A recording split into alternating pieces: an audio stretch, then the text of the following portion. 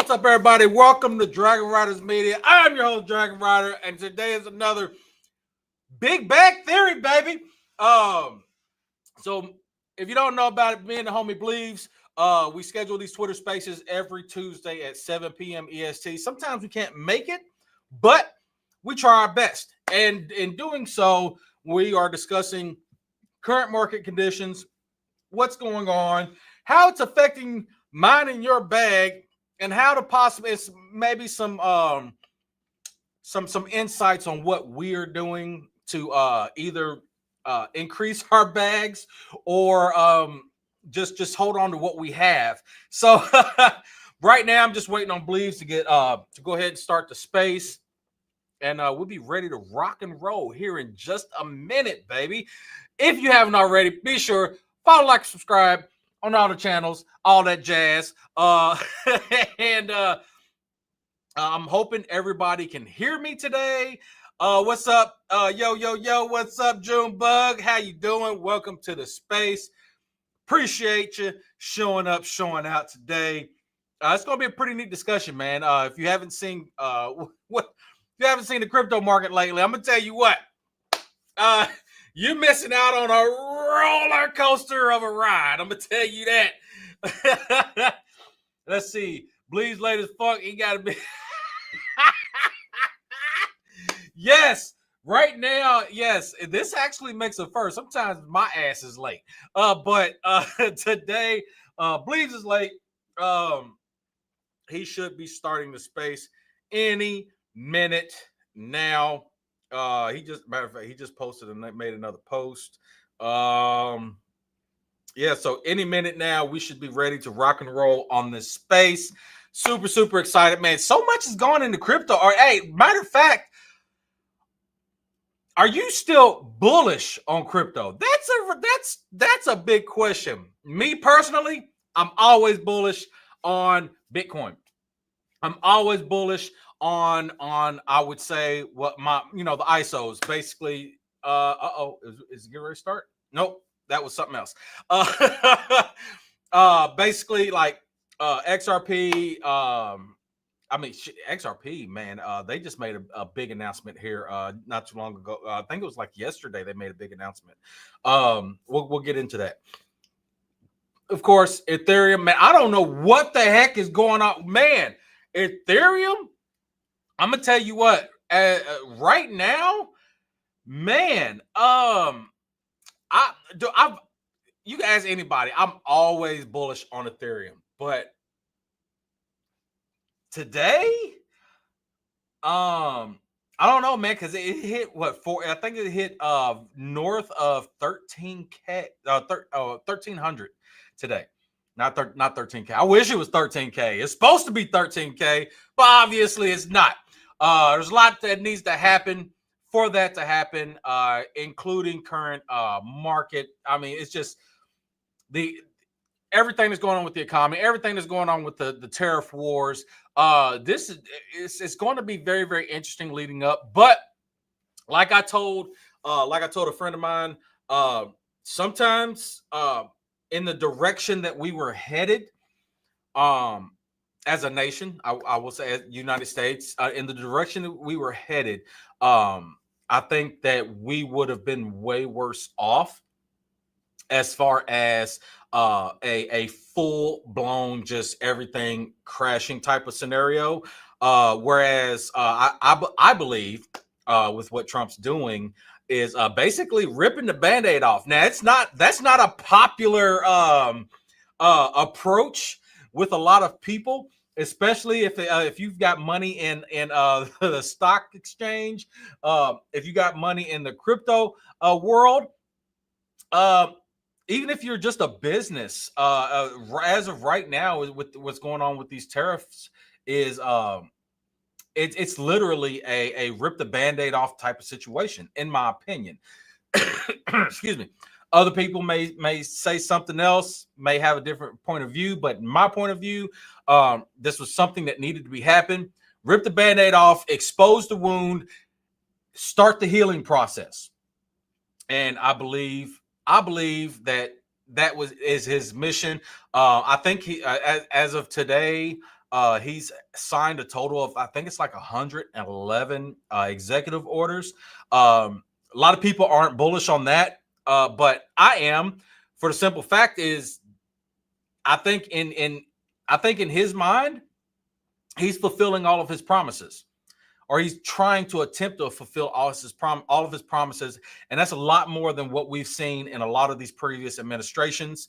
Um, Again, it's not popular, but I mean, sometimes you got to do what's needed, in my opinion. Let's see. Still bullish on crypto, but Trump has damn near canceled the bull run. I'm going to be honest, man. So with in my opinion, the very quick run up that we had, I think a lot of people believed that the healthy pullback, because of course when you go on a big full run, what always ends up happening, people take profits, and the charts ended up dumping. So with us running up to almost 110K as quickly as we did, it was pretty much inevitable that we were going to have a big pullback. I've always had, so this is well documented in a lot of my previous sessions or streams or whatever you caught it on, but I've always said that 68K is a target, and I'm still looking at 68K to be a target for our pullback. Like I say, it's just okay. Oh, no, sorry. I thought he started the stream, or he started the space. But yeah, I think I still believe, and I said it last week. Last week I said this. I said, yeah, I think we hit what, 78K last week, and it was bouncing back and forth between or Bitcoin, I should say, was bouncing back and forth between 83K, then down to like 82, 81 territory, back up to I think it was like 89. It kept bouncing back down, and a lot of that sideways movement, a lot of that pause was still me reading. Now technical analysis will probably tell you one thing, but in my opinion, you can't just take technical analysis into account. You have to take into account what's going on in the world, what's going on, especially with the tariff war, excuse me, the economy, and just a lot of people being scared because you've got a lot of people, a lot of businesses that have entered the crypto market when I would say in 80K territory, thinking that, hey, you know what, we bought the bottom. This is, the bull run has begun, and as we saw, I mean, we had a healthy run up to a little bit north of 109K, and what ended up happening? Well, you had a lot of news. We had a change of administration, right? We had a change of administration come in. We had a lot of different changes on policies come in. Now, even though even though, yes, the administration is bullish on crypto, here's a big thing we got to look at too. There's a lot of businesses and a lot of entities, like via BlackRock and a lot of other places that they've got a lot of money into crypto, especially Bitcoin. They've got a lot. They own a lot. Right. So you got other businesses that have either sat on the sidelines for a while and wanting an opportunity in, or they bought at a certain point, and the big boys, the big players, the big fish are trying to wreck other players in this game. And as we've seen a few $1 billion liquidated from the cryptocurrency, a few $100 billion liquidated from the cryptocurrency market over the past few weeks. And it's been slowly but surely, it's been a lot. And we've seen the games, right? If you've really been paying attention, you've seen the games that these people are playing. Now, I'm going to tell you what, I'm not playing those games. I don't have enough money to play those games. But the people that do have enough money to play those games, they are wrecking people left and right. They pump the market, give people a little bit of hope, and who's really getting wrecked are the ones futures that are leverage trading and stuff like that. And they give them a little bit of hope. Oh, hey, we see some green candles. We may see a day or two of green candles, and then next thing you know, you wake up, big red candle in your face. And we've been seeing a lot of that. Or we'll have a lot of down movement, and then next thing you know, you'll see this big green candle pop up out of nowhere, and boom, liquidated a whole lot of shorts. So we have a big I mean, in my opinion, there's a bit of that whole theory of transfer of wealth happening. And not only that, a lot of people are a lot of companies and such are entering these markets, entering this territory, because they've lost faith in fiat. I've lost faith in fiat. I've lost faith in fiat a long time ago. I've been telling everybody for years, crypto is the way. Crypto is the future. And it is what it is. We are seeing that. We are seeing that on a regular basis. I mean, it's just ridiculous. The amount of BS that's going on, all of the government waste that's been exposed. Excuse me. Whether you believe it or not, now I'm still having people not believe it. Oh, hey, our government has not been wasteful spending. Really? And then you get mad at the person who's exposing that BS, and it's mind-boggling. A lot of the thought processes that are out right now. And man, I'm still talking to myself. Please, where you at, homie? Hold on, let me hold on, let me see where you are at. But yeah, it's ridiculous. A lot of these thought processes on okay, you want increased wages. You want less of our, maybe you do, maybe you don't want less of our tax dollars going out of the country. Could be better served. We got veterans and hungry children out on the streets here as well. I mean, it's I don't understand what's going on. Then at the same time, you got a lot of blocking of these executive orders, and yes, like I said, sometimes a lot of things that happen, there has to be, even with an executive order, there has to be some type of legal process, especially if it's either going to if it's strictly like modifying a law or trying to disregard a law. It still has to go through a legal process. And I still believe in our judicial processes that, yes, we still need to conduct ourselves in a legal manner. And that's where I understand a lot of these, when some of these judges are blocking some of the executive orders. I can understand that to a legal point.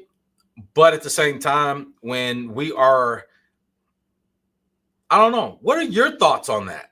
Because I sit here and run. You kind of see where my mind's going. I mean, I want to see some different thought processes on. I mean, what do you believe this is helping? Do you believe our the administration is doing a good job, doing a bad job? I mean, right now a lot of stuff is up in the air. Hold on, let me finish before I'm off track. Let me go ahead and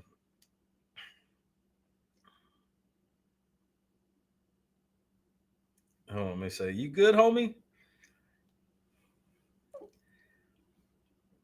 He may have got caught up doing some other stuff.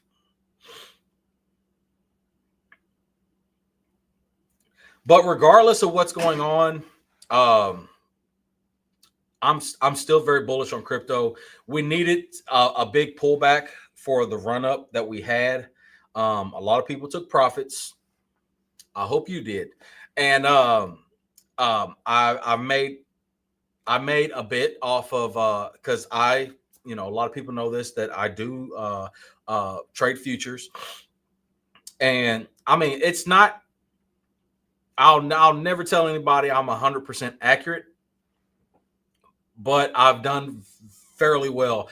My percentage on positive trades, whether it be shorts or longs, I think I'm about 70. I'm about a 70-30% um, um, on my win versus losses. But that being said, I'm not just trading $5.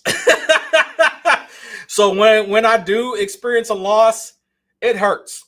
It hurts. But then you go back to what my strategy is I'm still paying attention to the news. Yes, I'm doing TA. Of course, you got to always throw some TA in there. In my opinion, you got to always throw some TA in there. But at the same time, you have to understand that a lot of people are scared in these markets. A lot of people are, you can look at the fear and greed index right now. I think it is very, very low. It's very, very in the red in the fear market, or in the fear dial, because it goes like this. So it's good. It's people are good, people are bad. So there's a lot of fear in the market right now, especially, and it's mainly because a lot of it's because fiat is being messed with, man. Um, it. I have no other way to. I really have no other way to explain that, man. You gotta take real life scenarios, and you can't live your life inside a computer screen and just, oh, this is all that's, oh, this is the grail, this is the commandments. Like, you can't just live your life in here, man. You got to understand what's going on in the real world. Just staring at charts all day and all night isn't going to make you a professional trader. You know what I'm saying? I mean, even professional traders look at different sentiments, different what's going on in the world, the news. Period. Now, then there it lies in again, where you got to decipher what's true and what's false. It's the reality, man. So you have to decipher through so much bullshit that's happening in the markets, so much bullshit that's happening in the news. You got to decipher all that and try to come up with a conclusion on where you think the market's going to go. And when I said it last week, because we were cruising, like I said, we were cruising around the 80K area, and we were stagnant. Usually when you're stagnant like that, now it'd be different. So if you're stagnant and there is some great news out in the world that the S&P is up so much, is hitting new all-time highs or whatever, there's no war going on, or there's whatever it may be, a little bit in the news or whatnot. But when you have a lot of positive events going on, and maybe maybe a particular, let's say just Bitcoin, say it's just sitting sideways for a little bit, then it's like it's about to explode. And what usually ends up happening is it goes green. It goes very, very green. But when we're sitting stagnant for so long, and with all the negativity that's in the markets, in the news, it had no choice. I think our lowest today. Matter of fact, while we're waiting for Bleaves, I'm gonna see if I can pull up this other chart. Let me see if I can pull this up. I'm gonna pull up this chart real quick. I know for a lot of people that are listening to this, you aren't able to see this, so I'm going to try to explain it to you the best I can. Hold on, let me. Boop, boop, boop, boop, boop. All right, let's pull this up. All right. We'll go to trading view. We'll go to trading view. Yeah. So we'll go crypto. Boom. We'll explode that up.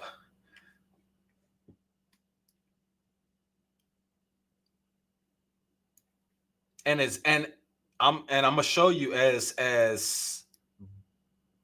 bleak as everything may seem, it's really not that bad. We're still in where my green that now this is my charts, what I've pulled up. Um, so let me present this. Let me stop this. Let me present this other screen. Damn, I need to shave. Share this screen. Yes, share. So if you've been following me for a while, you've seen this, you've seen multiple of these images, right? From back here all the way up when we ran up to what was it, 109. We ran up above 109. And I kept this particular chart. I kept this the way it is because I just wanted to see how it was going to play out. And it's still playing out relatively. So we had a nice big run up here, and boom, you see this, man? We ran all the way up here, and we really started on this run. Oh shit, let me put that back. So we really started on this run kind of back here. So that was in October, and if you remember correctly, so this is October of last year. If you remember correctly, the October before is when we had that run up from like 15K, right? So we had our run up from 15K, and then it hit like 50ish territory, 60, and then we got to here. So that was all the way back here. So we ran up and we stuck around the high 50s for a while, and then boom, it was a lot of good news. It was a lot of good news thrown out there and such. And then what we do especially when we had our election, boom, we ran up such we ran up so fast though. So this is October, and we came up here in December. In 2 months, we ran up 50K, right? That's, in my opinion, that was very, very quick. What ended up happening? Boom, we had a bit of pullback, right? So then we had this bullish news of, oh, well, Trump was going to do this when he got the first day in office, blah, blah, blah, blah. So we ran up to 109. This was January 25th, right? So at the end of the night, when that didn't happen, boom, this is where we hit. So if you kind of look at where I placed my trend line I started from back there, and we kind of, let's see, I'm not going to go back that far, but my trend line up top here, and my trend line right here, starting from when we really went on this run, right? So then I got to thinking, so we got up to here, and we had that big dip. After we ran up to 108, right? So initially, and it's transparency. So initially, I had this trend line originally came to here, which was I think that was around 89K when we kind of dipped down, and that was almost about our lowest point. I think I might have had it around 90, and we kind of dipped below that, but we came back up, right? So we ran back up. We're still in this line. We're still in the golden zone, man. We're still in this golden zone. And that news came out, and boom, we ran down our bottom here. And I'm like, so I take our bottom here. I took my bottom here. I kind of landed that out. And I'm like, we're in our golden zone, that's literally at the end of our golden zone. If we hit that, and if we don't bounce back up to the top of the gold zone and run into the red, if we didn't do that, we were going to go south. I had my shorts in. I had my short orders in somewhere around 100K, 100K, 101K, right? Boom. We dipped all the way down, right? if you followed, because I documented this in a lot of different, and I put this out. If you're not following me in my Telegram, you missed out on some juicy info, right? So we came all the way down here. We hit 79K, and I'm like, all right. We kind of set stagnant there for a little bit, and boom, we bounced back up. So I think we got about to 86 somewhere, 86, 87, somewhere around there. And then we started this green candle right here. We had this big run up, and I'm like, we're getting back into that golden zone. Maybe we're getting back in that golden zone. So I'm being completely honest. I got wrecked on this green candle right here. This one right here. I got wrecked on this, right? Because I had put in a long, excuse me. I put in a long, I think it's somewhere around 93K or somewhere around there. So I put in a long around 93K, and I'm like, all right, we're hitting back up above 100K. We're going to be back into the green, and I can probably replot this line out. What ended up happening? I wasn't paying attention, and guess what? Next time I looked at it, we were down here. And I got liquidated. That was not a fun day. Bleeds to tell you about that. As soon as I linked up with Bleeds, I was like, hey, guess what happened? I got you see that chart today? I got liquidated like a mofo. So hey, look, can't be winners 100% of the time, right?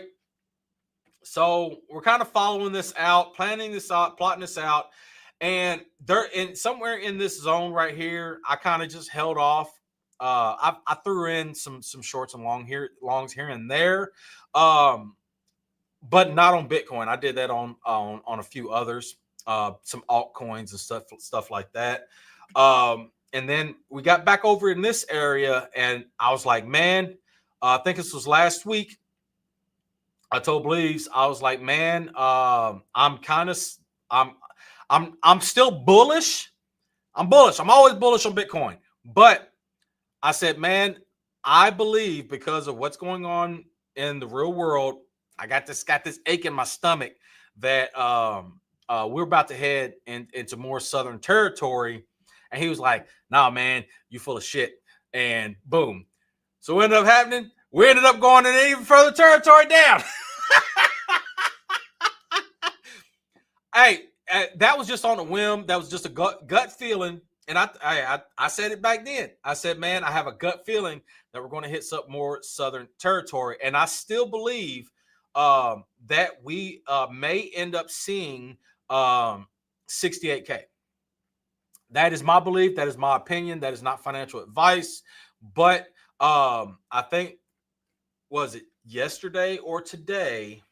Hold on. Let me see if I can pull this other one up. Yesterday or today, I think we hit like 73K. Don't quote me on that. I'm going to pull it up real quick to make sure. And I typed in the wrong stuff.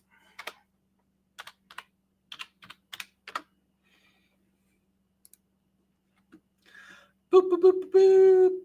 Bitcoin. Let's see that chart, baby. Let's see that chart. Bam. I don't think. Hold on. Let me see. Is that the day? Hold on. Because I could have swore today. I'm going to do this from my phone. It's a lot faster. I can do this. I'm doing this through BTCC. BTCC Exchange. Check my links, and you will because I am an affiliate of BTCC. If you sign up using my link, you get some extra bonuses and perks when you sign up. You get extra monies and stuff like that for signing up, linking your account, and all that good jazz. So let's see where this hit. Was it 74? I think it was 74. All right. So I'm gonna look at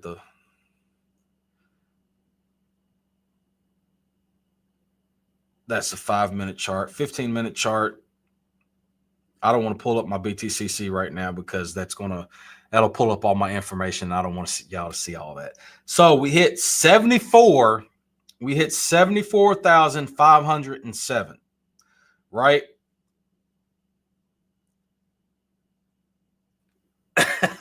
Bleeds just hit me up. He said he passed out. Hold on, let me see if I can.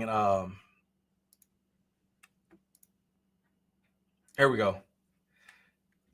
There we go. All right, so I'm sitting here running my mouth, but yes, that's kind of where my thoughts is on this, and I still believe that we are maybe looking into hitting that 68K area. So I'm gonna back this out.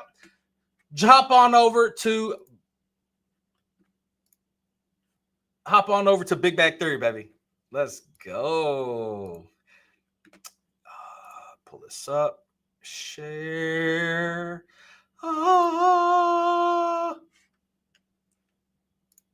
Yes.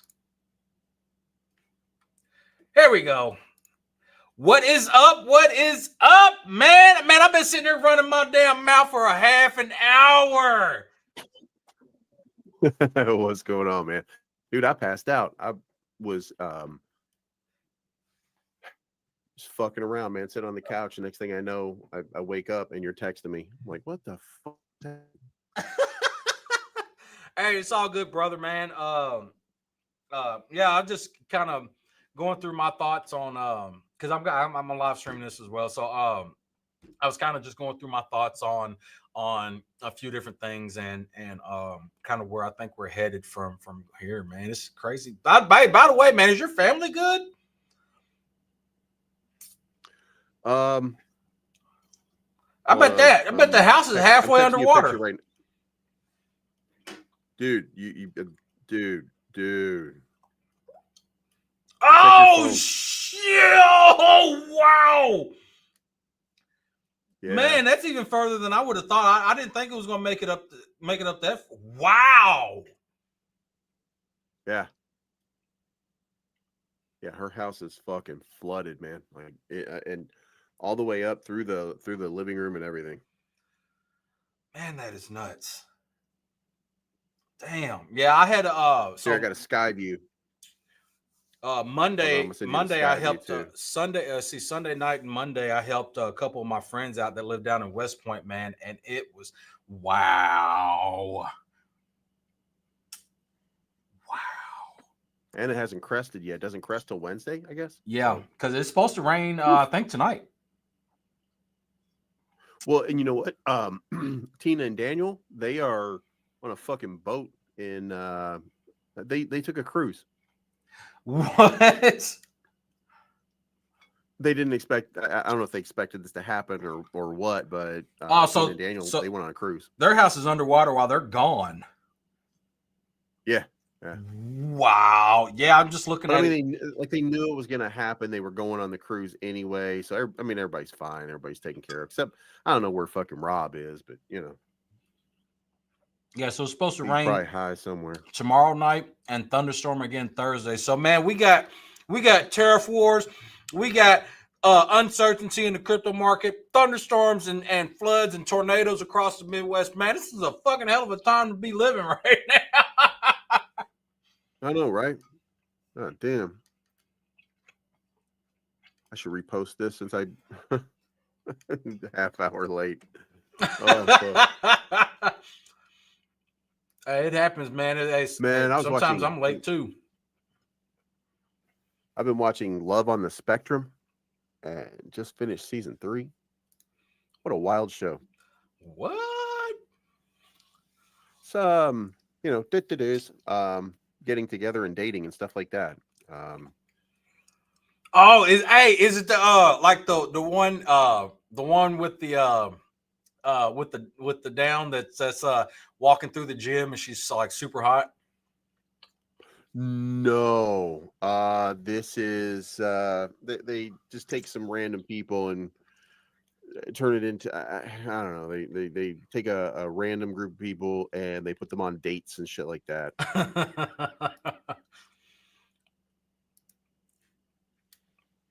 Oh, so it's not just extra chromosomes people. It's like no, it is.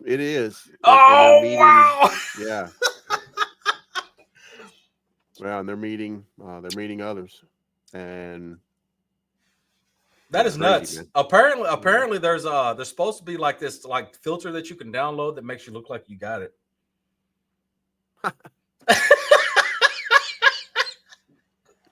Supposed to be Oh this God, like what, Instagram filter. dude? Take a picture of yourself and it turns you into a Tesla. I regret nothing. I regret nothing. That's crazy, man. So what do you So anyway, let's talk about the market, man. So Yeah. today started off. Futures market was up 1,400 points. It looked like it was going to be a really good day. I think everybody was feeling that China would cave, and instead of caving, China was like, you know what, fuck you guys, and end up throwing a much bigger tariff, like, saying we don't care, we're not really bothered by it. So 104% tariffs on Chinese goods right now. How do you feel about that? Um I mean the with the oh man, it's kind of hard to say. So Short term, long term. How about that? all right, so in the short term, I think it's going to fucking suck for everybody. In the long term, I think it's going to help weigh out for more even trades. I mean, for a more even conversation for both sides. I mean, Yeah. we've already seen over 50 countries have announced that they're going to go to zero tariffs with us. And hopefully everybody else plays along, man. We just get past this egotistical just bullshit of, hey, we're going to charge you more. Hey, we're going to charge you more. Hey, we're going to charge you more versus, hey, you know what? Let's have a free trade across everybody, and everybody makes money. Everybody's happy.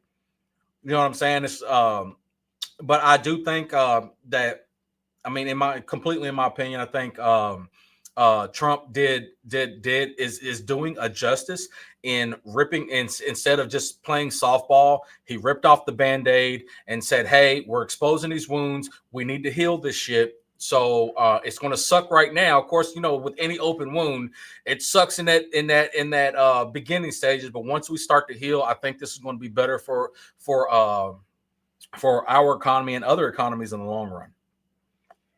Yeah, I would concur. I think that, like I always preface, I'm not a fan of Donald Trump, but in this situation, I'm a fan of what's happening right now. Not that I want to see people paying more money, but that's not really the point here.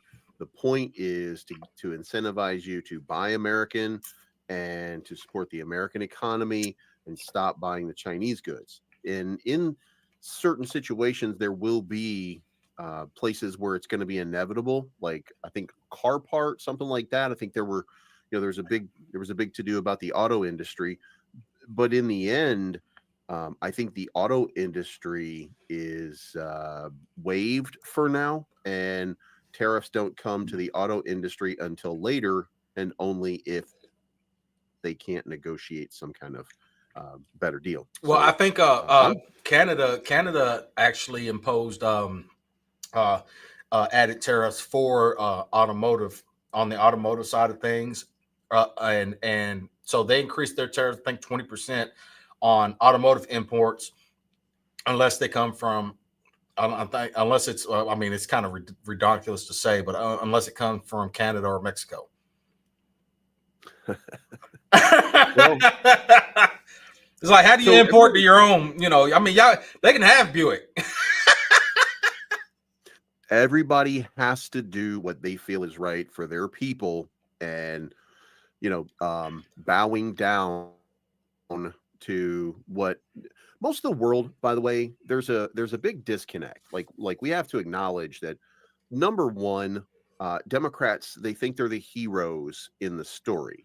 They think they're the Superman, they're the Batman. They think that they're the one that's fighting tyranny and villainy, and they don't see the problems in their own party.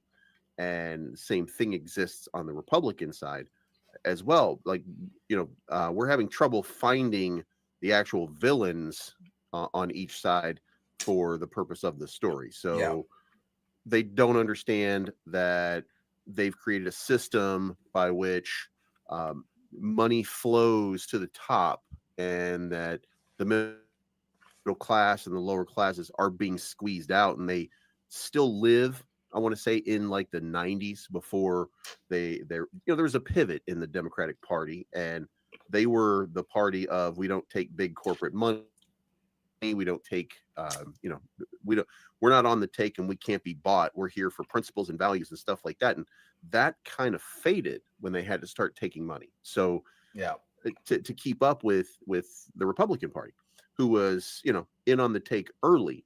And now you're seeing the Republican Party is not the Republican Party anymore. The Republican Party is now like they keep saying it's been like co-opted, and they use all these different things to make it sound like it's nefarious. And really it's burners.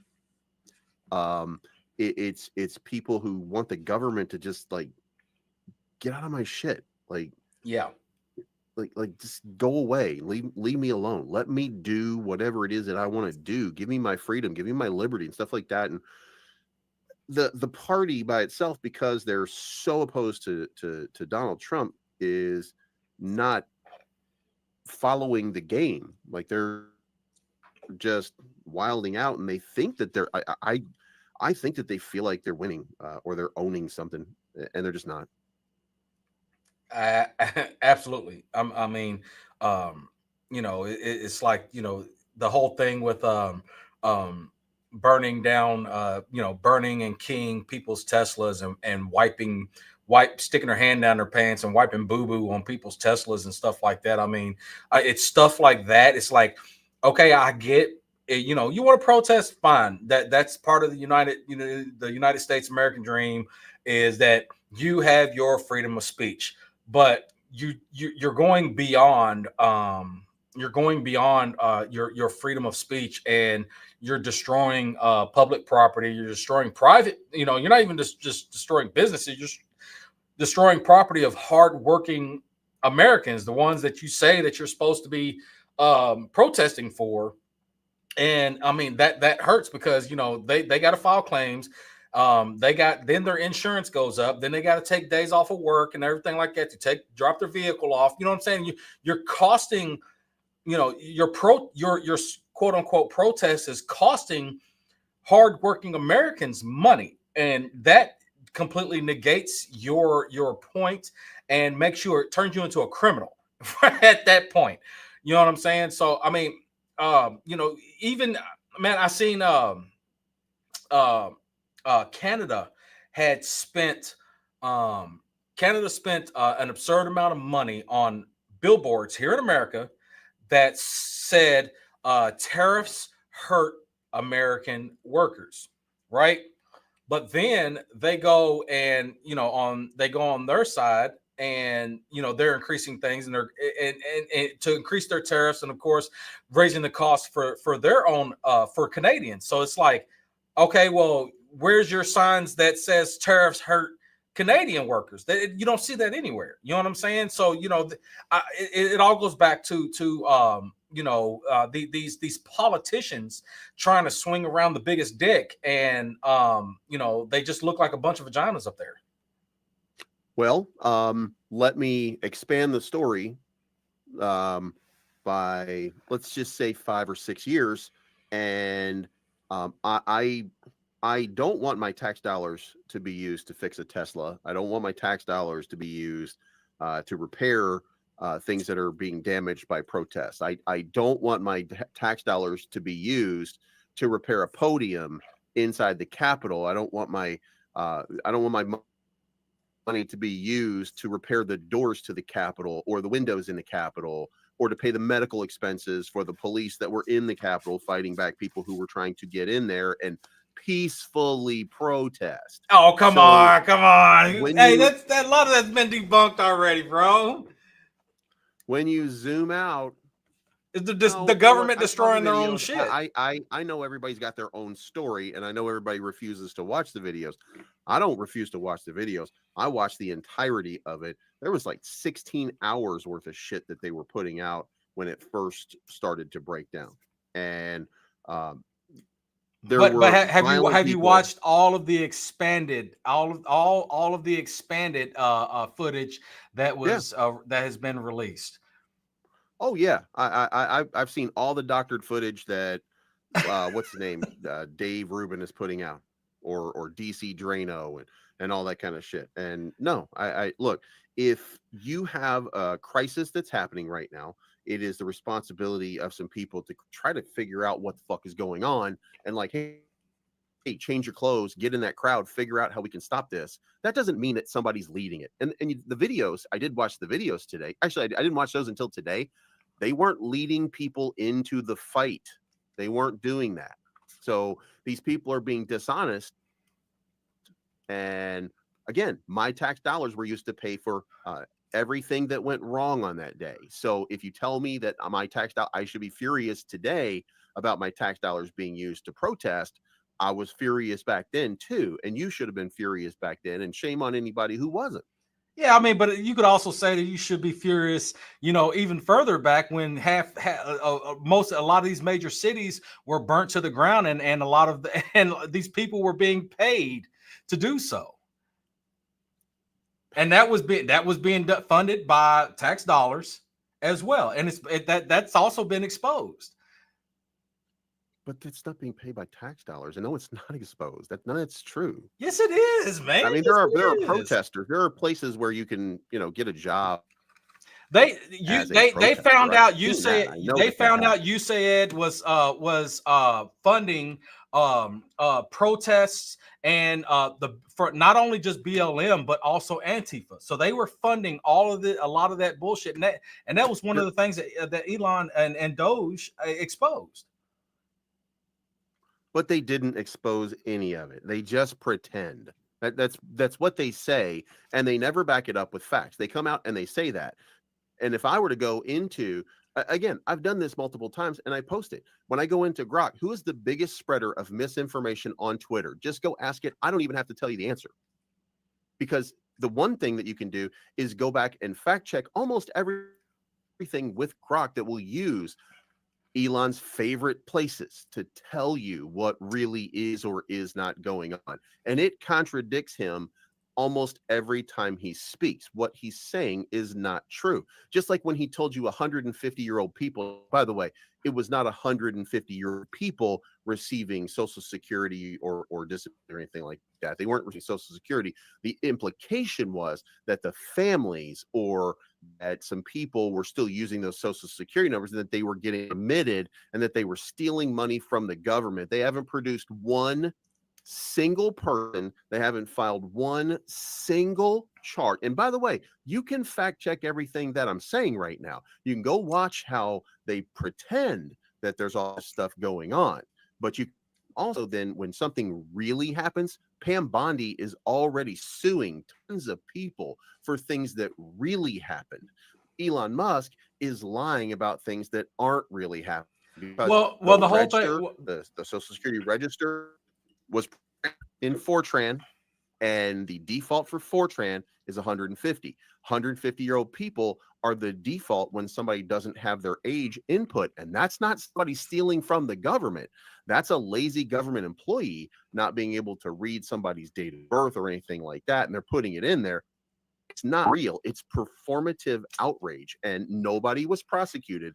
Again, I mean, here we are 2 months after he said that. Not a single person is prosecuted, not a single or attempted to be prosecuted. No, there's no lawsuits. There's nothing like that because it was not real. There are real things that we should be worried about. There are real financial implications.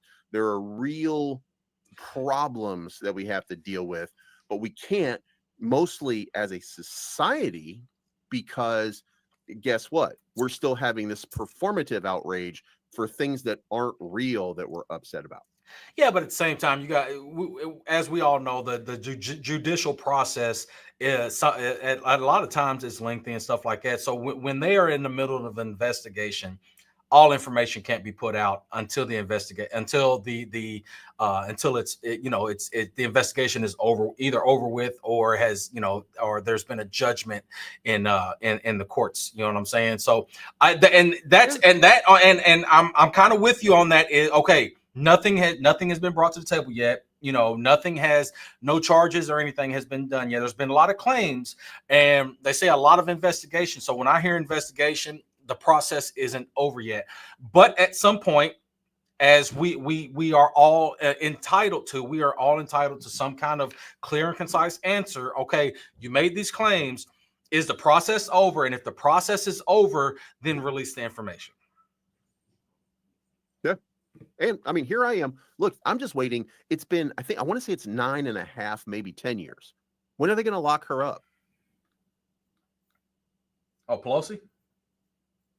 No, not Pelosi. We don't lock up Pelosi. Or That's not the opponent. We were locking her up. She was a criminal, a felon, doing all this kind of like we were. Where's the? Because like when you say these kind of things, I'm like, look, if there's something that happens. Oh, you talking about Clinton? I'm on board with it. I'm on board with it. But where's the arrest? Oh, we can't because she's really famous or blah, blah, blah, blah, blah. Motherfucking Diddy's in jail. Yeah. I mean, you know what I mean? For something he actually did. And yeah, look, there are still claims coming out. Some of the witnesses. There are a lot of people out here that lie to the American people every single day. And by the way, it's not a Donald Trump thing. There are a lot of people out here that lie to the American people every single day. Yeah. I see it, and I mute a lot of people. Like I saw something. There's a guy named Adam Kinzinger, and I know that he was in Congress at one point. Every single day, it doesn't matter what Donald Trump does. He whatever he did was wrong. He's arguing about tariffs, and he's wrong about the tariffs. He's 100% wrong about them. And then Chuck Schumer does the same thing. And what these guys are doing is they're using that pain that we're experiencing right now, that situation that we're going through right now, they're using that right now to try to steal points away and steal voters away from either the independent or Republican Party, because the short-term pain is going to cause a problem. And what they're doing, in my opinion, is they're working against the American people, because ultimately this path that we are on and have been on is unsustainable. Yes. And the reason that we have Trump version 2.0 is because we got tired of Trump lying to us and deceiving us and manipulating us in 2020, and we chose somebody else, and that person was objectively there's plenty of instances in social justice and shit like that where we're going to say he was better, but ultimately he was worse than what we already had, because we had prosperity as a nation. And I don't know that Donald Trump would have fixed the COVID problems or anything like that. And I don't know he would, if he wouldn't have turned the United States into a fucking crater by the end of it by doing this shit at a less opportune time. I don't know that to be the case. I would like to think that this is the right path that we're on for fixing it. And, I just think that these people are just dishonest everywhere we go. And, I'm a wrestling fan. I watch WWE. I watch AEW. I like wrestling. And one of the things that I noticed on Twitter is that everybody just lies to you to engagement farm you. And when you back up, that's exactly what the right wingers and the left wingers, that's what everybody's doing, is their engagement farming you, because they need your clicks and they need your likes. And I wish that I could be as dishonest as most of these people, because I need the likes. You already know. I need to do a better job of lying and deceiving and manipulating people, so that I can get more, so I get more likes and stuff like that. Because then because I say shit like, I'm going to give you my honest take on this, and nobody wants to hear that. They want to be outraged. You know what I mean? Like, yeah. And you got, and that's society. Yeah, and everybody wants to feel special. Everybody wants to have their moment in the light, whether it's right or wrong. They want to have them, and it's like anymore. It's like these politicians are it's just this big ass soap opera that we're watching, and all we're watching is these actors go on stage, create some drama, and dun dun dun type of moment. You know what I'm saying? And they all want that shock and awe. They want to say something that's going to trend or something like that, and it's fucking ridiculous. So I posted the other day. I'm like, it would be really awesome if we could, if with all of these lies, whoever's lying, if we could just make it to where it is illegal for a politician or news outlet that has federal funding, if those two were legally bound to not spread any kind of misinformation or lies to the public, and if they do, then it's fucking jail time, or bring back tar and feather in these fucking politicians, because it is ridiculous that we seek information from the people that's supposed to represent us, but we have to we have to jump through 10 different hoops, have 10 different fucking signatures, then jump through another few fucking hoops, and then go maybe visit another country to see what's playing on their TV, because a lot of the information that we're getting is totally different from what's getting put out in other countries, and that is a farce and a disservice to the people. Yeah, and it's fucking with my bags. Well, so let me tell you, as far as the market goes, I know a lot of people are upset. I know a lot of people are angry. Probably a little more pain that we're going to go through. And I'm not saying that there's anything out there that tells me that we're actually going to experience pain. I'm not saying that. What I'm saying is the way the market is structured and the way the market works, we are probably going to be in it one more time. There's going to be just another catastrophic, like, for example, I don't really feel despair because the last couple of months have been really good for me. So I haven't felt that despair.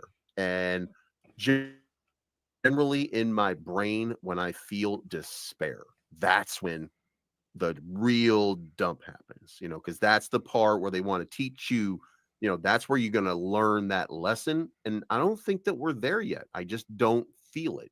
I think that everybody is, and there's some people out there that say stuff, but I think that everybody is thinking, if we just hold and just give it a little bit longer, then this market's going to bounce and it's going to turn around. And by the way, I think they're right. But the fact that everybody knows that already, Wall Street, the money, all of those people, they know better. They hate us for that. And by the way, if you think that somebody on Wall Street or anywhere gives a shit about you, you are the most mistaken person on the planet. And they you are will here be to broke rob very you quickly. legally. You'll be very, very quickly broke. Right. And that's what I was just kind of explaining earlier. Before you came on, I had my chart pulled up and everything, and I'm like, for what it is, we're still kind of in my green territory. I still have, from last week, if you remember, I still have my target of 68K up. And I think we hit 74. 74. 74 500 or something like that. I still have that in my books, and I still have some buy orders set for around. So I got one set at 68. I have one set at I think 71.5, and then another one set at 72. Which, like I say, I still have that inkling that we're going to dive a bit further, but per my chart that I had up earlier, you could see that we, regardless of that, even if we hit that 68K, we are still in my estimated green zone, and from there we should have a real big bounce back up into my golden zone, which is somewhere is starting at around 96.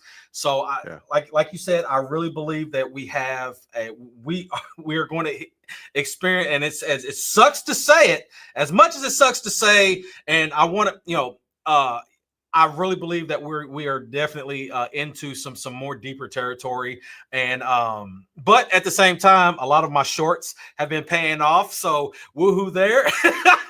But yes, we're going to be definitely hitting. In my opinion, this is not legal. This is not financial advice, but I think we're going to hit further. We may not hit that 68K. That's why I have some buy orders set a little bit above that. But in the event that we do and we hit that territory, if we can bounce off that and have a real nice bounce off of that, I think we are headed back into the 90s. Yeah, I would say so. I look, you know what I was telling you, I think a week and even 2 weeks ago is I know when I look at money flow where we are, and I know that money has flowed like wine Yeah. and water into these markets over the last 3 or 4 months, and it hasn't come into crypto. Crypto's been dumping because it's the highest based risk asset, and it's just easy to go with anything else at this point. So I know that the money is there, it just hasn't come here. And I know that based on the market structure and based on the way the flow happened, that it will come in and that we'll experience a huge lift because of it, because we always do. Yeah. However, it seems like as I keep looking at the charts, it seems like the entirety of that market structure just continues to get stretched and stretched and stretched and stretched, um, to the point that, and by the way, money flow is in the positive again today, despite that the market just dumped on April 2nd through 7th. Through the 2nd and the 7th, there was a 5-day window there where the markets dumped the liquidity, and guess what? It's now spiking back up today and yesterday, late yesterday, and then today. So now the markets overall, by the way, not I guess I should say for anybody who's I use M2 money supply and then I add in a bunch of other things. What I'm using is I'm using the Federal Reserve System, TGA, which is a Treasury General Account. I'm using RRP, which is the Reverse Repurchase Agreement, ECB, which is European Central Banks, People's Bank of China, which is PBC, Bank of Japan, all other central banks, plus U.S.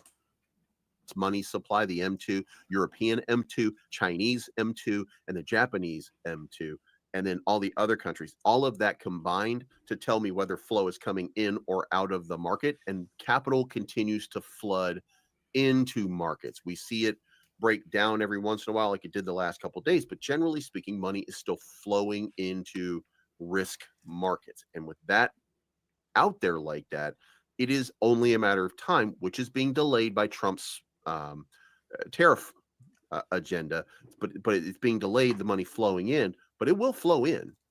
It will flow into the markets, and then everything will just set on fire. And by the way, just so everybody understands, there was some internal stuff happened last week. Trump administration, insiders inside the Trump administration are saying that Donald Trump has been caught blindsided by the reaction of the markets, because he thought that if he's a billionaire and Elon's a billionaire and Howard Lutnick and Scott Bessent, and they're all billionaires, and Paul Atkins, and all these different people who he's hired and put in his administration, all these different billionaires, they felt like, oh, the billionaires are going to take care of us and they're going to prop up this market. There's a frenzy when we got elected. There's what do they call it? A mandate. There's a mandate. And guess what? That mandate is falling apart right in front of their eyes, and people are selling off. They were used basically. And I mean, Yeah. what do you do from there? You got used. I mean, they basically look. I'm gonna tell you this, and nobody's gonna like this one if you're a Trump guy. But Trump got used as exit liquidity in crypto. He had $23 million in January on I think it was January 17th where we were at the top, or January 21 we were at the top. He had $23 million in his crypto wallet. It's down to 1.15 million today. So Donald Trump was used as exit liquidity too. Yeah, but I mean, we all know it's going to come. That's going to come back. That's not even Right, but here's the thing, right? That's our excuse for when we fuck up, right? What we shouldn't be doing is we shouldn't say, yeah, but it's going to come back. What we should be doing is we should be recognizing those kind of things. We should be taking our money out.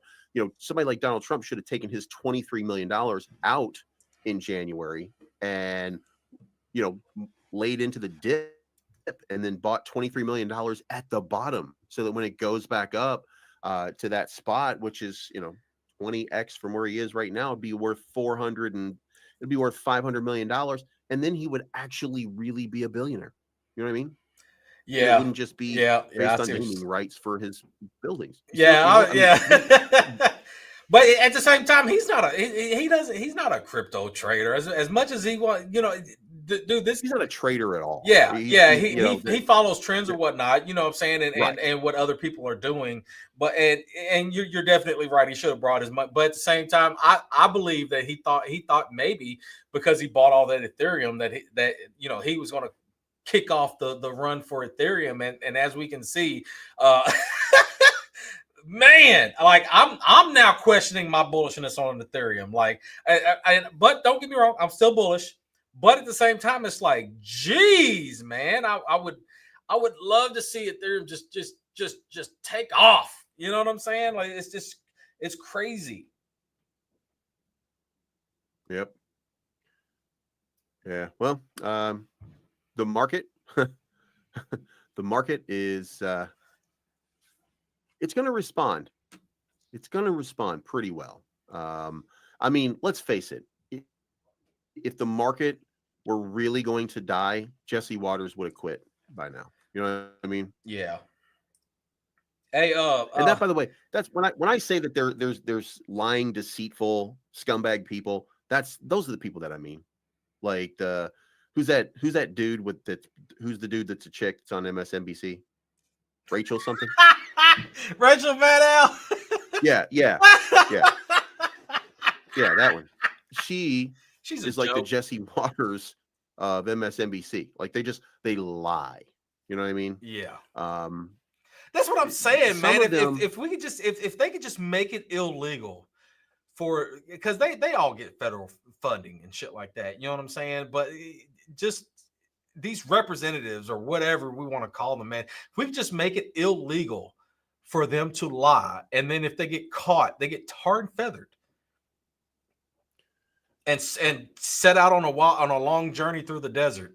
if we're going to tar and feather people who are lying, then I'm not doing that because I don't want another black president yet. See what I did there? You see what I did there? You earned that one.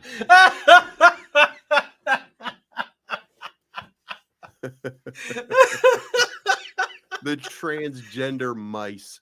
What the fuck is happening here? Ah, damn it. Oh, jeez. And you know, look, what I think really that's not the answer. That'll never be the answer. Censorship is never going to be the answer. I know, but as representatives, you have and a by the way, professional. You got to be you're supposed to be the professional, not the. okay, but that's not necessarily true. Jesse Waters should. Here's what we should do. Okay, if there's anything that we should be doing, we should be making sure that Fox is responsible and MSNBC is responsible to the point that at the bottom of these shows, there should be a constant stream. This is op-ed. This is not a journalist. This is not real news. Consume at your own risk. There you go. I your do. News Yes. shows should have a blurb on them that say this is news. Okay. Yes. I can accept that. Yes. That would. I mean that would make that about lying. That would make a lot of You're things a whole lot easier. Lie. Yeah. Yeah, it's just like right now we're saying what's on our mind. We're saying our opinion and our beliefs or whatnot. But we don't know what's actually true and what's not. You know what I'm saying? So that's why we say at the beginning of this. Speaking of which, you know what we should be doing? We should actually be doing this through StreamYard, and we should be streaming this here every week. That's what I'm doing right now. Oh, okay. Because that way, my thing was that way people could see me without my shirt on. They could jack off if they want to. I'm not saying they're going to. I'm just saying that if you want to, listen. It's not gay if you're in jail, and it's not gay if nobody's looking. You know what I mean? Like whatever. You do you, literally. But yeah, I mean. By the way, I was instructed. I was instructed by my wife to stop doing that shit. Well, doing the strings with the shirt off. Yeah, Carrie came in here and she's like, "Stop taking your goddamn shirt off." I Yeah, was like, man, "What are you doing?" getting everybody all hot and bothered, man. Right. Hey, we trying to check our bags, man. Next thing you I'm know, we're helping. just I'm helping dudes out here, honey. I'm relieving their stress for them. You know what I mean? Shut the fuck up. Anyway, yeah. She told me stop. She said, "Stop undressing. Stop doing that shit." That's I'm why like, "Yeah, but we I see that show just my watched wife. Bert. We just watched Bert Kreischer." I showed my wife. She thought it was hilarious. She's like, "He ought to get a Oh my lot of god, yeah. views." Did she show her the pictures of? Oh, fucking! I sent you Oh, another one. I got one. I got one. I'm send you for so the casino right now. It Yo, is that casino by you, I was there the last time it flooded. That was wild. They had everything down at the car garage right out yeah. front. They had everything was down in the at the bottom of that car garage or on the second level of the car garage, or like they had moved everything around because we stayed there right after Yeah. some of that happened, and oh, it was wild. So I just sent it to you. So you know where the dance floor is, that little extruded Yeah, area. So basically the water is touching that. holy shit. No, so that picture was like from earlier, but it's higher than that now.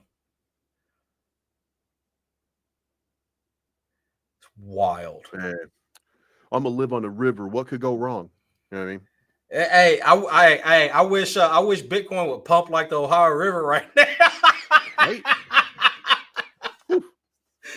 Here's what I'm gonna say. Here's what so just, and by the way, for everybody who anybody who's looking at DevE and wanting to know what happened today, they announced a partnership with something called Debulac or something, like some bank in France. Um I saw that. I didn't get to really see Actually the a deal. very big deal overall, because that is a huge financial institution. That's not going to move the crypto charts, but that is going to bring over some sneaky retail money from institutional investors, because that validates what Debbie is doing in the ecosystem. And there's only one partner that will cause a massive pump. We know who that is, and they're not ready for that announcement yet, but they're closer than they were before. They need Swiss approval. They need Switzerland to approve their um, their whatever the business license thing that they need in Switzerland has to be done, and then the U.S. has to do same for them to be an exchange, and then the announcement will go public, and it's going to be a dual thing and stuff like that. And I had one of the people clear it up with me today in conversation that the next step. But um so yeah, it was kind of wild today, because I woke up this morning and I'm like, I hope this is going to be one of those good days. And I was like, oh yeah, you know what, it's actually going to be like 11 o'clock. It's going to be like 6 hours, so shit, it probably already happened. Then I looked at the chart and I'm like, oh god damn, guess it wasn't NASDAQ. And it was not. And not even a lot of selling, by the way.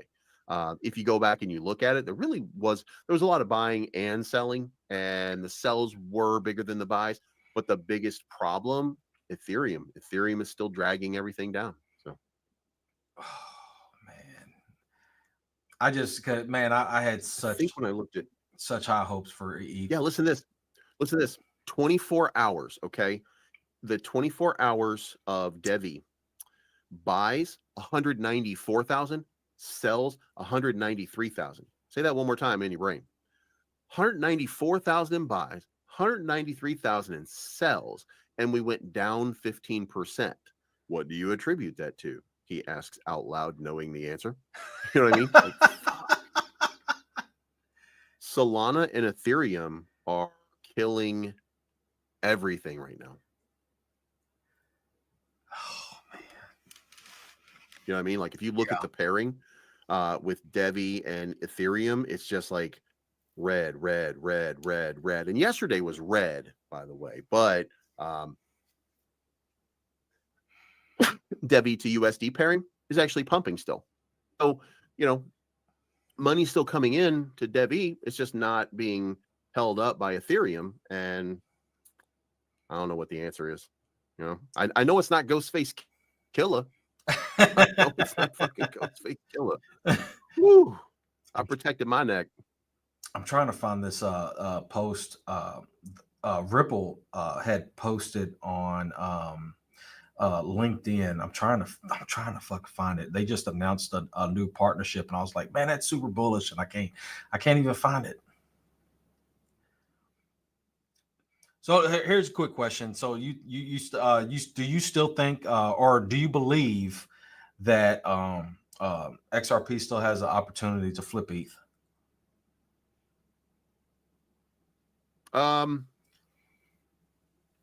No.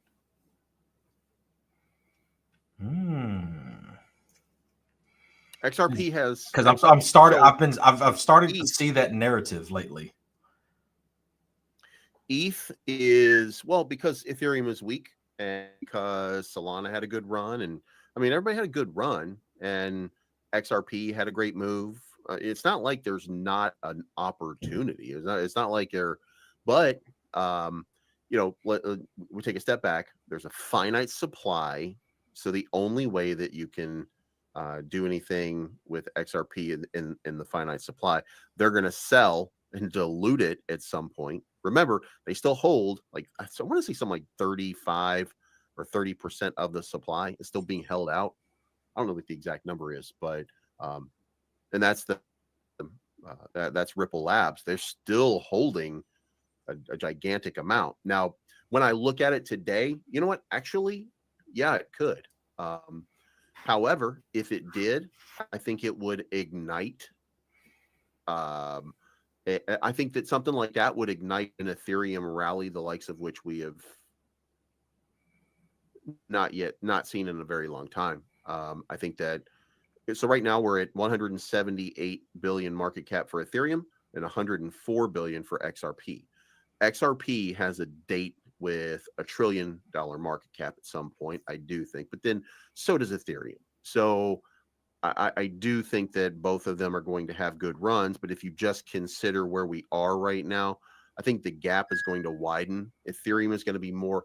So Ethereum is going to be better with Petra than it is right now, to the point that it's not going to be as cheap as Solana, but it's going to be as fast and robust, and it's going to be a lot less expensive. So everybody who's already built, the thing is, you already have a football field to play on. You don't need another football field. So I think people recognize that. Onyx Coin, by the way, Onyx Coin is just a clone of Ethereum. So, all of that market cap being eaten up for ERC20, there's no way that XRP passes it, in my opinion. And if it does, again, it's just going to be one of those short things. And after that happens, Ethereum will take off like a rocket. Okay. Oh, here it is. So, first ever leveraged XRP ETF hits the U.S. market. I think it was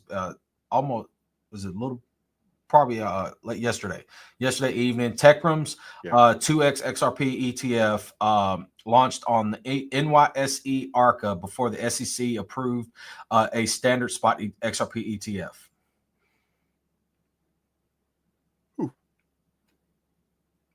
I don't know how well that's going to go, but I think it's going to. I believe it's going to. That is going to fly, and it's going to lead to even more, because I think as far as the last statement that I've seen from the SEC is that they were pulling back a lot of their regulations or whatever. What was going to be imposed, they pulled a lot of that back because they really needed to get more clear language. Yeah. So I mean, to me, that's as bullish for XRP. It's not really going to do anything in the short term, in my opinion, for XRP. But I mean, hey, bullish news is bullish news in my opinion, especially these days, man. With what's going on, I'll take any bullish news that I can, unless it came out and they say, you know what, that's going to be nixed here in the United States, so that's going to what they did is now illegal. So until I see that, I mean, that's still bullish news for me. Sellers are going to get exhausted very, very soon. So, there are buyers stepping in all day long. That's what trading volume is. Like, just when you look at Devi had $194,000 in trade volume and 193 in sell volume, or I guess we should say 300 and what do you call it? What's that? 380? Yeah, $390,000 in trade volume on a project that people barely even know. And when you look at it including centralized exchange, there's like 1.5 million that was traded. So traders are still out here trading. The problem is every time there's a buyer that steps in, there's a seller that's selling out because everybody is PvPing and leeching one another, and people are getting frustrated, and their frustration leads them to like, you know what, I'm just going to go long. I'm going to 100x this bitch down at the bottom because they listen to you. And they're like, you know what? I'm going to 100x this motherfucker at the bottom and YOLO and see what happens. And they just get wrecked and liquidated because they're not playing the market the way the market is meant to be played right now. They're playing the market the way they want to play it. And they're fumbling their bags, and then they're getting frustrated because they're fumbling their bags and they don't know what to do. And, it's not working out for anybody at this level. And guess what? That's not sustainable. That's not going to sustain itself. So people will stop selling very, very soon. Like that bull run, whatever bull run we're going to get is going to start very, very, very soon, because people are, look, here's the thing.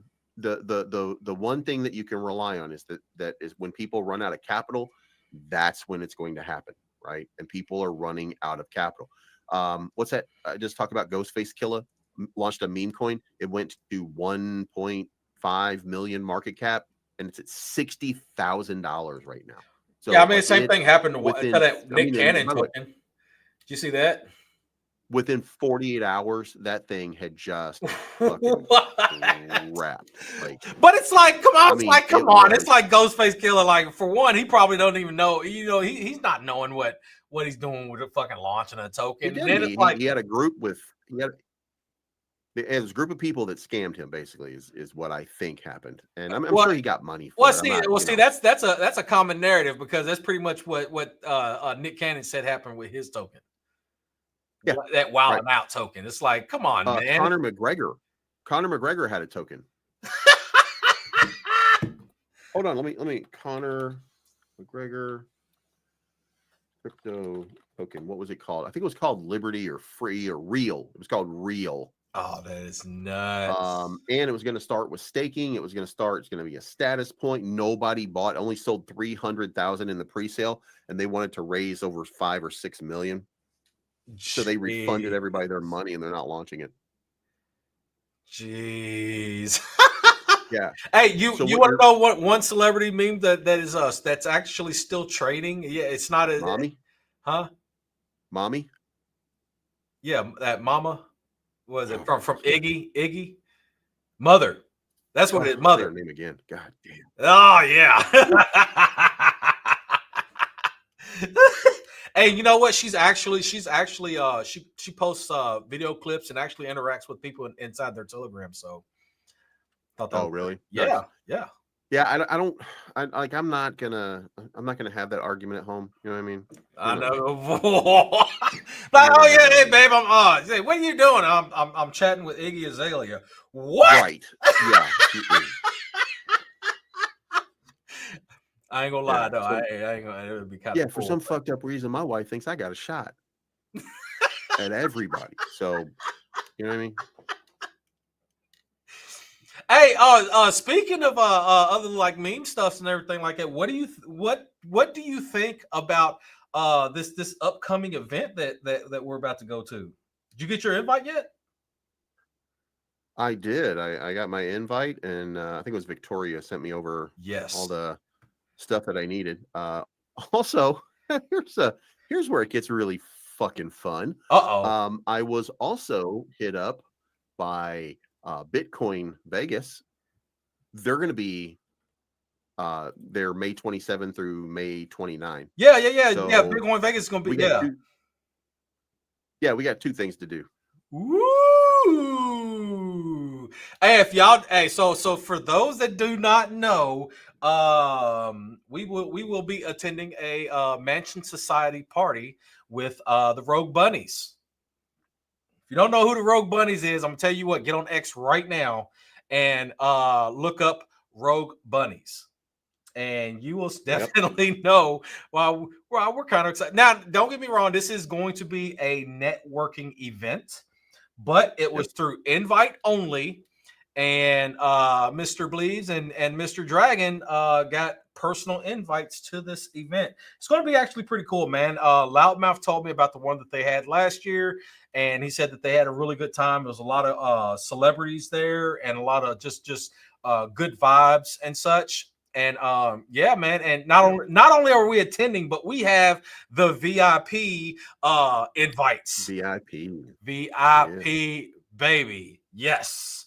So it's gonna be a good, fun, exciting time, man. I'm really happy about it. Not to mention, Bitcoin Vegas will be there. So if you are in Vegas during that week, it's end of May 20, the week of that whole week, the 26th through the 30th or whatever it is. That's when Bitcoin Vegas will be there. Hey, if you're going to be in Vegas or if you live in Vegas, hit us up. We're gonna be partying up, man. No, I was playing. Oh shit! You know what? I'm gonna hit up Brian and Chris, and I'm gonna see if Chris is doing any stand up out there. That would be fucking awesome. What? God damn it! I know a few people. Yeah, out last there, time man. I was in. Go ahead. Last time I was in Vegas, I went with Brian. You know, he's the guitarist. Yeah. And we went to see Chris Kale, the bassist for Five Finger Death Punch. They're buddies. So I got to meet Chris Kale, hang out with him and shit like that. That's the guy with the bald head and the gigantic braided going all the way down. That would be dope. Yeah, so I'll see if he's got something going on. I'll reach out and see, and maybe we can go see him do some stand up. Bro, that would be so lit. Or we can just hang out. Or we can just hang out, man. It's always a good time, man. But I'm super excited for this. I told my wife last year I was wanting to attend more crypto events, and this is definitely a good start off, especially because I'll be coming back from Myrtle Beach the week before, so I'll be coming back from riding back from Myrtle Beach and flying out to Vegas. Oh man, it's so excited! Wow. Yeah. Super pumped about it, man. And for those that don't know and ain't been following for a while, man, I'm gonna tell you what. If you are sitting on the sidelines on crypto or just unsure, I'm gonna tell you what. Crypto had. I'm one success story. Crypto definitely changed my life and enabled me to do a lot of things in this world that I was not able to do previously. And it's been an amazing roller coaster. But at the same time, it's also been a learning experience because I made a lot of money, I lost a lot of money, and made a lot of money. Dude, it's literally you make some, you lose some, you make some more, and learn along the way because for those that don't know, also Bleeze is before we started doing these shows and stuff together, man. Bleeze would actually I'd have a phone call with him and just be like, hey, can you teach me a little bit, man? And he's been a great crypto mentor to me, and he's always giving out free info. So I mean, it's been I can attribute some of my success to his teachings, man. I'm very, very appreciative, and it's even cooler because now, I mean, we've met in real life and have hung out in real life and everything, man. So it's been an amazing experience with this guy. This guy's been a one of the real ones that I've come across in this crypto space. And I'm gonna tell you what, they're saying a lot because I've come across a lot of people and a lot of shady ass, just sneaky snake in the grass mofos. And Bleaves has been like you kind of heard earlier. You know, we don't necessarily agree on a lot of things, but at the same time, hey, guess what? We're 100% with each other, and it's been a great experience. That's gay. I know, bro.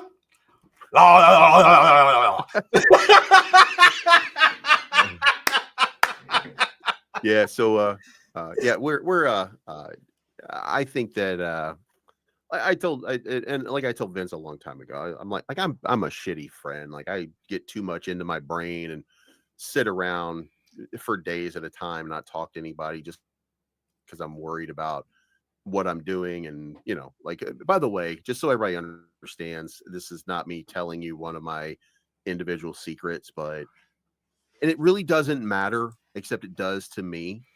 When I decided to say I'm always right, which by the way, Grok tells me I need to do more of. But when I started that I'm always right thing, it now fucks me up if I'm not right and drives me out of my mind when I'm not right. So, yeah, I'm struggling through that. Nothing wrong with that though. Drives me crazy. It drives me crazy because what I want is I want to be able to just like I want to tell you guys where we're going. I want to be able to hit that market and just predict exactly right. And I want to be right. And I want to be right. Like most of the time when I'm doing these things, like I'm a holder. I'm a hodler. Every once in a while, like I get money from people trading on weeks or KCEX or something like that, and I might put it into the market. But I just learned something about weeks that changed my game completely. Did you know?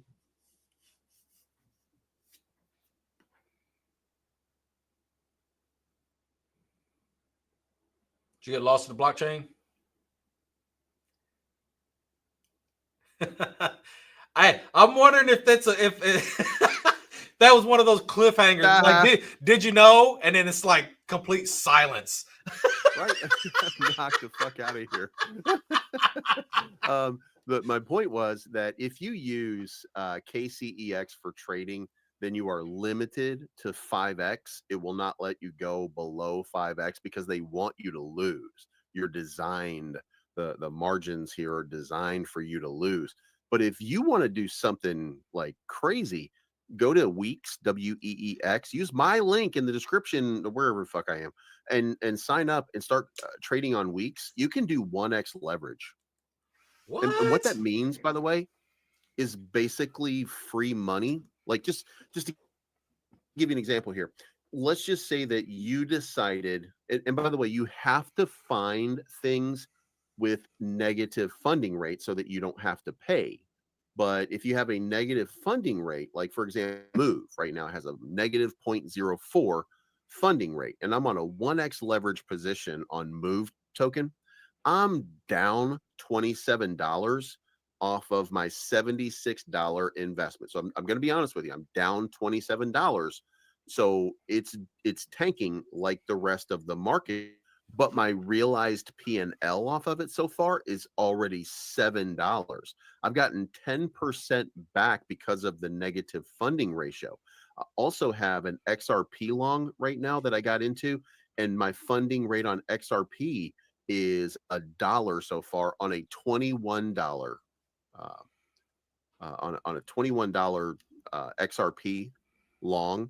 I'm actually just making money by leaving my money sitting on Weeks and finding all of these different perpetuals with negative funding rates. Like the funding rate on Ethereum is negative 0.005, which is not enough to make any money off of. Yeah. But Litecoin has a positive funding rate. Dogecoin has a positive funding rate. ETH Classic has a positive funding rate. Filecoin has a positive funding rate. So those are not going to be ones that you want to use.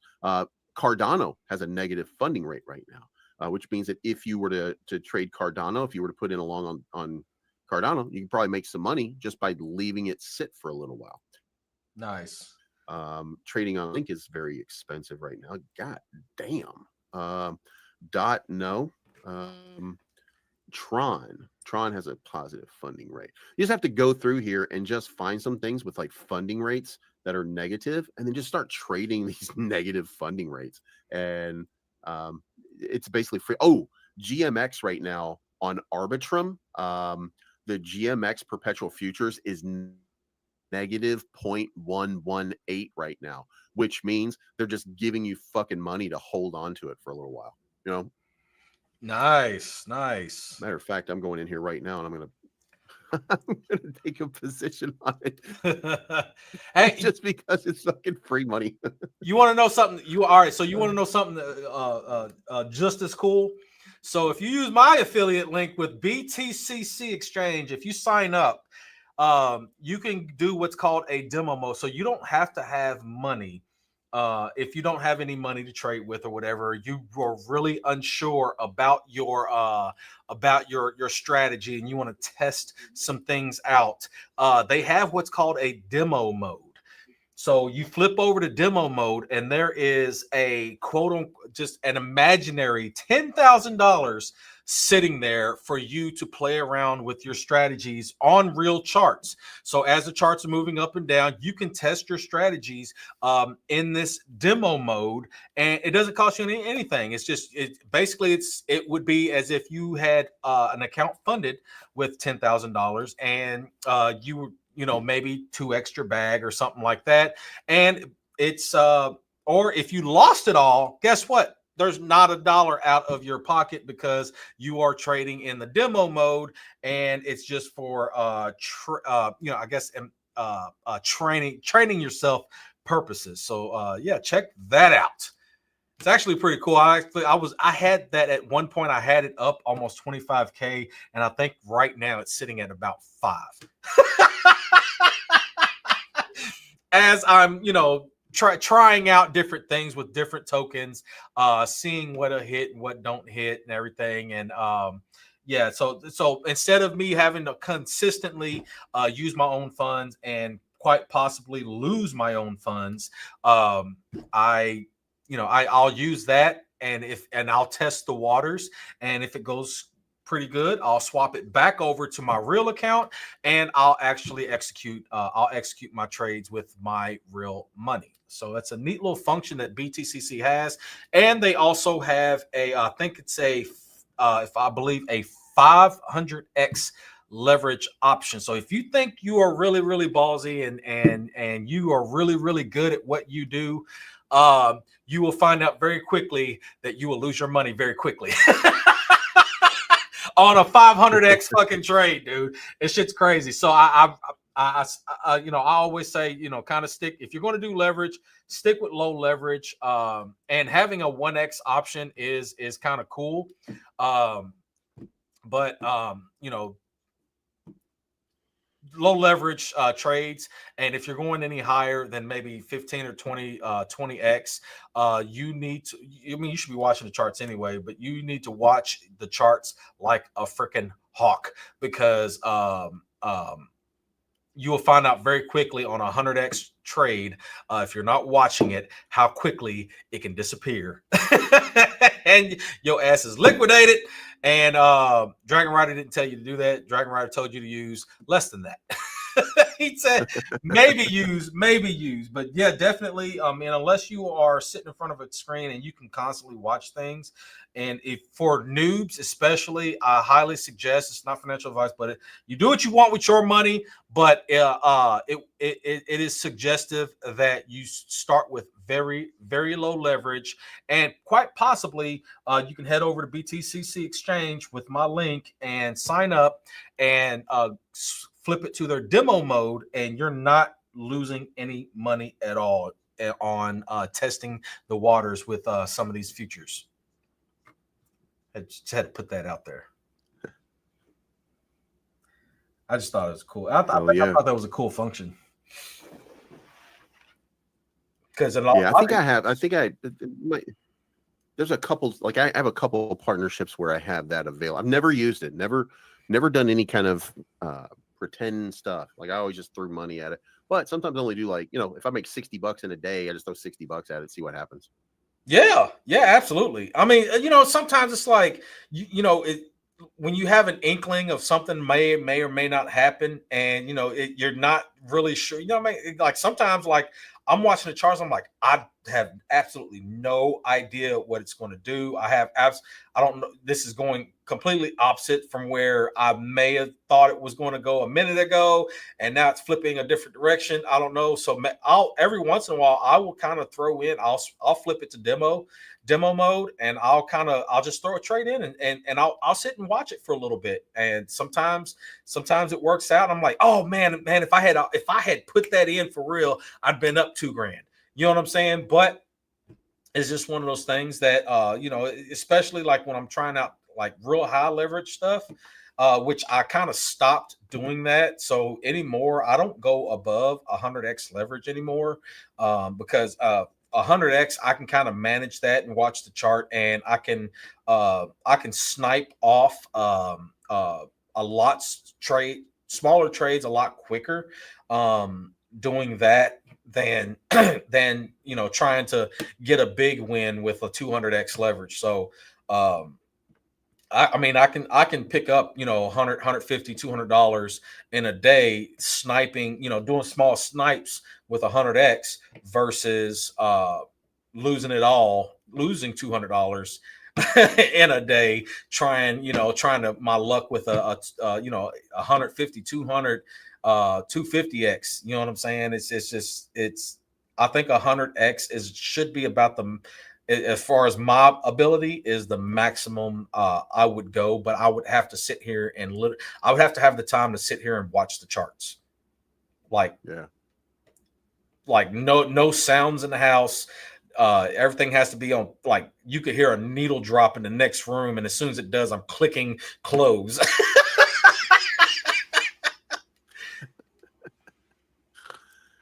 Yeah. This is I'm looking around at this market right now. Looks like they're trying to looks like China is not really buckling to what's going on. So Yeah, and I just seen the news that I don't know if that Trump officially signed the executive order for the 104% tariff for China. yeah, rest in peace, Timu. Hey, I just got man. I'll tell you what. Over the past few days, Timu has been sending me all kinds of notifications. I just got a one earlier today. It said you have won a $200 gift. Claim it. All right, no, closing that out. Timu about to get closed off to US, and I just lost all my money to Timu. Nope, not gonna happen.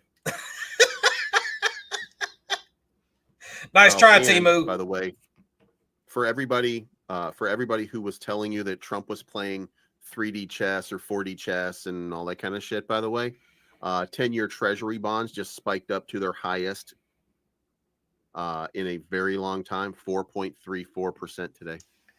Really? Yep. And everybody was telling, every Anthony Pompliano retard, like, man, don't be in the cult. That's all I'm saying. Don't be in the cult. Be objective about this shit. We saw a move down to 3.86% just 2 days ago, and today it just went up to 4.35 right now. So, and the 30-year bond is 4.75. Holy shit. Wow. So, your money would be locked up for a long time, For but a you would get long annualized time. returns. I don't know, man. I don't. I'm not a. I don't have any bonds. I'm not a believer in the bonds, uh, because I don't know. It's just I don't know. I couldn't see having my money. I mean, of course, if I had like 100 million, in liquid, if I had 100 million liquid right now, then of course, then yeah, I'd maybe buy into some and just keep it for the long term or whatever. But I in the short term right now, I don't know. I'm not strong on bonds, man. I'm doing a lot more, not having my money tied up, and with trading, man. It's I mean the returns on my trades is far exceeding what I would what I would earn on a bond. I don't know. Well, Maybe yeah, because I don't have a I million. mean, like if you're going to do this, yeah, there you go. If you don't have $1 million in there, then Yeah, I wouldn't look for bonds to begin with. Like that's a millionaire's game at this point. So, yeah, at 4.3% though, you're talking about $43,000 a year that you would receive for holding on to that bond. So, there's some serious money to be made. So, yeah, and right now, if you were doing that with Coinbase, it's 4.3%. So, you're basically tied. Like you're incentivized, or could have been incentivized in crypto to hold it and get that yield on USDC. But if the bond yields are doing that too, I mean, shit, what are you gonna do? yeah, yeah. I'm excuse me. I'm still waiting. I mean, that's why I was looking to see what the staking was on so ETH staking is if you go you join you got I think you got to join Coinbase One and you get like up to 15% more Yeah. for staking your Ethereum. And Ethereum, if you stake your Ethereum right now, it's 2.29 APY. I mean, it's Yeah. still better than a bank account in my opinion. I don't Yep. know. It all depends on where you want to hold your money. And if dude, look, so and that's another thing. Do not in my opinion, if you are living paycheck to paycheck and depending on a paycheck, do not stake at all anywhere. I don't care what you have, no matter what kind of tokens you have, stay out of staking, especially unless you're able to unlock them. I mean, there's really no point in locking up money that you absolutely need, because then you forfeit any staking rewards that you may have earned. Just putting it out there. I've seen a lot of people. Oh man, I'm gonna take this $20 and stake this. Why? I mean, it's I don't. You know what I'm saying? Like, oh man, I've got 100. I got a couple $100 in Shiba. I want to stake it in Shibarium or whatever the hell they're doing anymore. I don't even pay attention to Shiba anymore. But it's like, why? Why? I mean, unless you have a few $100,000 where if you stake it and it's locked, I mean, you're going to be earning that if it's locked, but I mean, I wouldn't do that for no new token. I wouldn't stake any kind of new token. I mean, if it's like Bitcoin, okay. If it's Ethereum, okay. Sol, XRP, somewhere around there, some of those. Yeah, I mean, I wouldn't. I would if I had a few $100,000 or even a couple million tied up in ETH. Of course, I'm gonna stake it. But I mean, I'm not gonna take fart coin and stake my fart coin. You know what I'm saying? Like I'm gonna get there's no point in it. I got $100 in Yeah. fart coin. I'm gonna stake that. I'm gonna lock it up for 60 days and stake it. I used to be silly like that, man. I can't tell you how many thousands of dollars I've wasted on new token launches and to participate in their staking. It's got 120% APY. You know what I'm saying? Like, for one, most of that shit's not sustainable. And for two, the token ain't gonna be around that long. Why are you locking your shit up for 6 months, a year? You know what I mean? Come on, man. I used to be silly like that though. I locked up I locked up a bunch of money for in Shibarium, and yeah, I basically it's still there, and I'm just not even paying attention to it because it's pennies now. It's like, Yeah. what's the point? All those little staking pools and shit that it's like, come on, man. Now with my ETH, hey, I'm earning a little bit. I mean, it's nothing to call home about, but it's enough.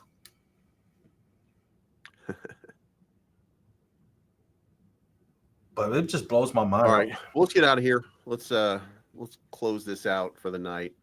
Next week we're gonna do this. I think we should do this by streaming going forward, like on X only, exclusive.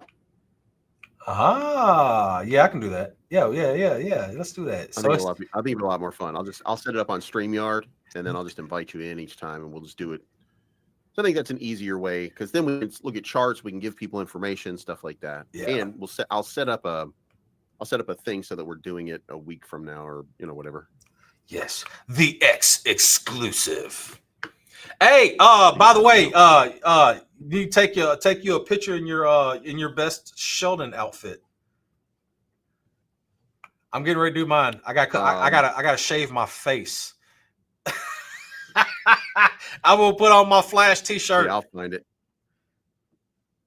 Gotta do it properly.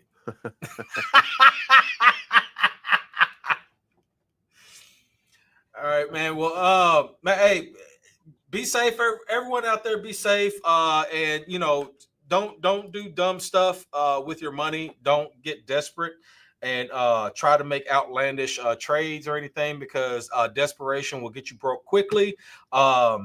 Be safe, and just if you're scared, just wait it out, because you're not missing a whole lot right now. So yeah, that's all I got to say in closing with this one. Yeah, I think we're in. Look, the market is until Donald Trump stops messing with everybody. And by the way, he's not going to stop messing with people until we're at the end of this. So until he stops messing with people, then there's going to be some pain in the market. There's going to be some drama. There'll be some ups and downs. But very shortly we're going to get everything that we've been waiting for. It's actually going to happen. It's just right now the clock is ticking. So just have a little bit of patience with it. And I don't know. Besant, this is what Scott Besant is saying right now. He says it will be a very busy April, May, and maybe into June. So they're going to try to finish off all of this stuff immediately. They want, all of this stuff to be behind us so that these markets can start to rip. And Absolutely. By the way, they will pump in the meantime. The money is still out there. So that's it now. You guys have a good day, and we'll talk to you again very, very soon. See ya.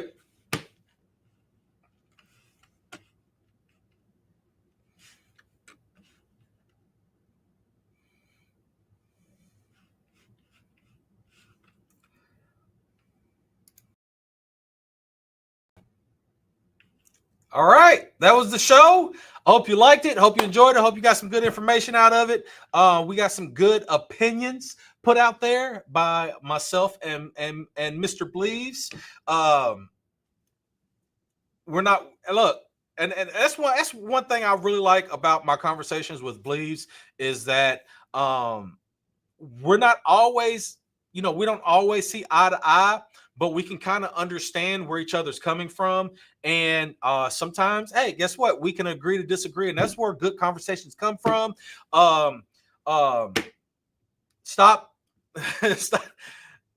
We should all be able to use our words and come up with some opinions. And even if we disagree, we should all be able to agree to disagree before and not have to come to blows and keying people's cars and slashing tires and shit like that. I think it's very, very ridiculous what's going on in the world and what's happening right now just because you disagree with something. But it is what it is, and I hope people can stop acting like little baby whiny children and have some adult conversations like we have. And hey, just let's talk it out. Hey, there may be a time where there may be a topic come up and I'd be like, hey, Bleaves, I believe this, and he might be like, you know what, you're right, or vice versa. Bleaves could say something, and I'd be like, hey, Bleaves, hey, you know what, you're right. Or we can respectfully agree to disagree. We put out all of our information. Okay, well, we disagree. All right, cool. Well, this is my opinion. That's my opinion. Boom. And we move on to the next topic. It's easy peasy lemon squeezy. And especially with these markets, man, the market's crazy right now. As soon as we get this tariff war done and over with, and a whole slew of other issues that are going on in the world, if we can start to get past this stuff, I'm gonna tell you what, the crypto market, the stock exchange itself is expected to not only rebound, man, but we are expected to go to full all-time highs and stuff like that. So just have some patience. The Band-Aid has been ripped. We are in the process of airing that wound out, right? We need that healing so we can move forward into a new era where crypto just takes over everything. I'm just playing. But yeah, like I've said earlier, I do believe that, in my opinion, we are headed maybe to a 68K zone, somewhere around there. I've got buy orders set in at 68K, I think 70, 71. I think I got one in at 70. I'll have to look, but I've got a few buy orders set in, and hopefully those will hit. Hopefully we don't hit that 68K area and just lull there, because as we've seen recently, when we get into an area where we just kind of lull, right? Where we were lulling in that 82, 83, 84 area, where it was just sitting there bouncing, and boom, what happened? We ended up hitting into lower territory. But right now we are trading at 70. Hold on, it just flipped. We're 76,436. It's still bullish. We are still in my green zone. Even if we was to hit 68K, that's literally the bottom of my green zone. And hopefully we don't stagnate there. Hopefully if we do end up hitting that area, we get a nice rebound. And if we can get a nice rebound up above 80K, I really believe that we are going to ascend into higher territory after that. It's still going to take some time, though, because we have a lot going on in the world. Especially, man, once this whole tariff thing is done and over with, we can start to begin.